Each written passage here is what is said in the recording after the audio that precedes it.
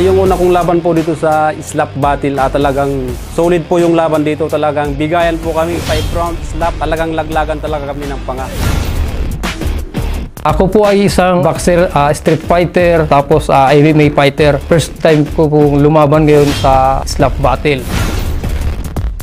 Mas matindi po yung paghahanda ko ngayon. Hindi ito biro. Ito talagang kailangan paghahandaan at siguraduhin mo sa sarili mo na kayang-kaya mo yan. Iibahin ko po yung teknik ko. Sa ngayon, pupokus talaga po ako sa mukha niya.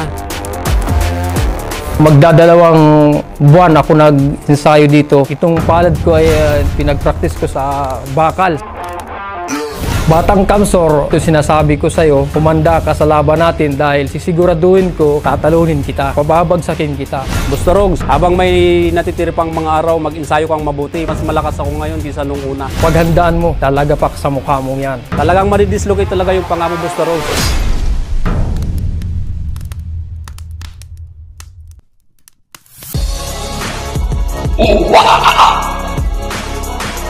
Buster Rogues!